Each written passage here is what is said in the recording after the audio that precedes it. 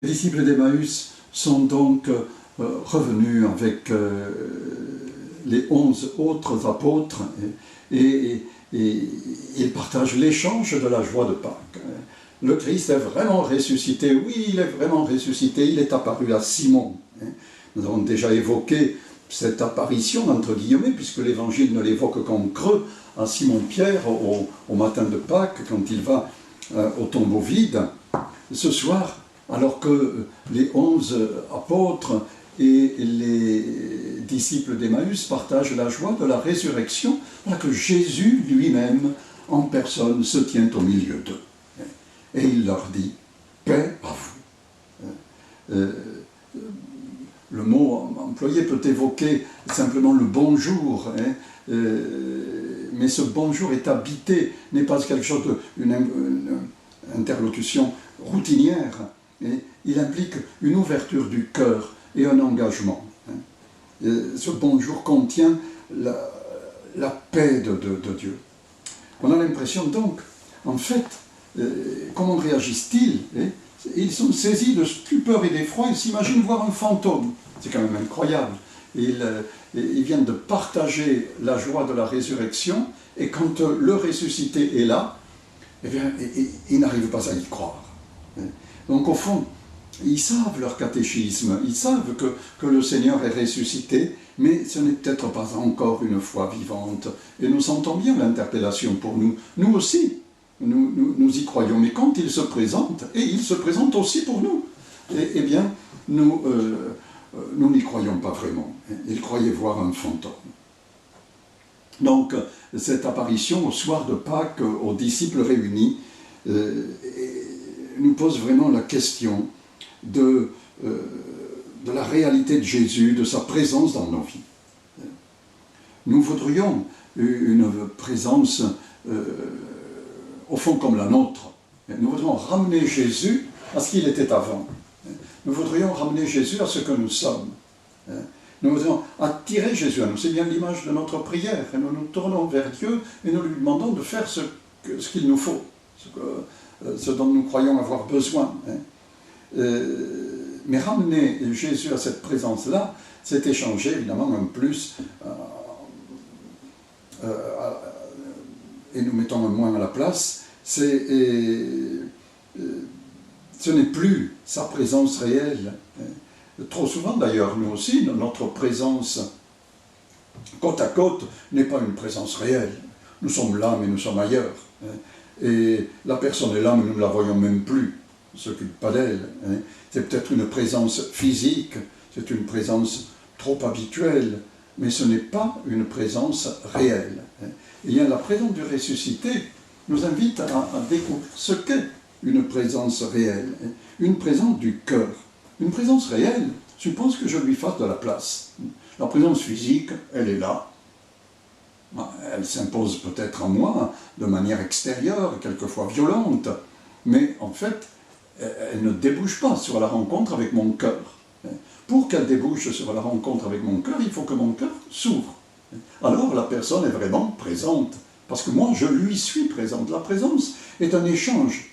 Elle suppose donc une dépossession de nos certitudes, de notre environnement habituel, et de notre clôture habituelle, de ce cénacle fermé, pour laisser la place à une ouverture, un accueil, à travers justement tant de blessures, de l'injustice, de la souffrance, de la mort. Saisis de stupeur et d'effroi, il s'imaginait voir un fantôme. Il leur dit, mais pourquoi tout ce trouble? Pourquoi des doutes s'élèvent-ils dans vos cœurs? Voyez mes mains et mes pieds, c'est bien moi. Touchez-moi. Pour qu'une présence soit vraie, il faut qu'elle soit accueillie comme une pauvreté offerte. Il faut que la personne soit accueillie jusque dans ses blessures, jusque dans ses failles,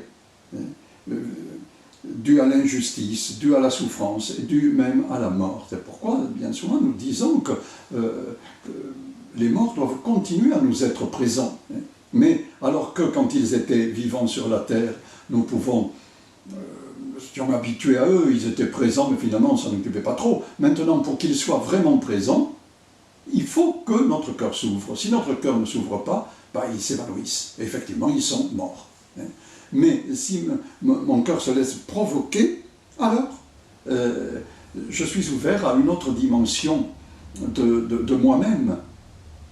Vous voyez, les disciples, Saint Luc nous le dira au début du livre des Actes des Apôtres, en fait, ils sont encore prisonniers de leur attente passée, tandis que Jésus leur donne rendez-vous sur la montagne proche de Jérusalem.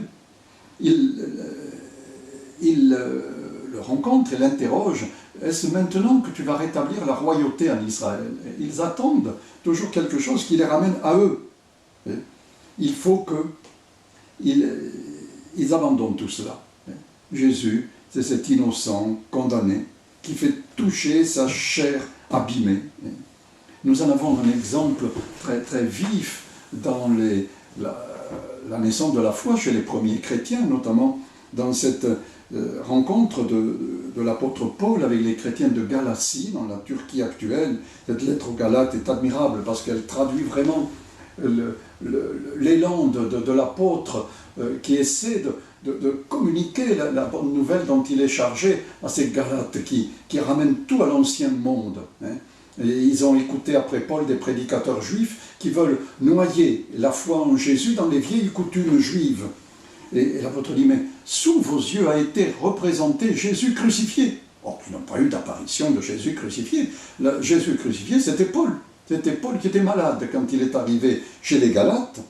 Et il dit, mais vous m'avez accueilli comme le Christ lui-même.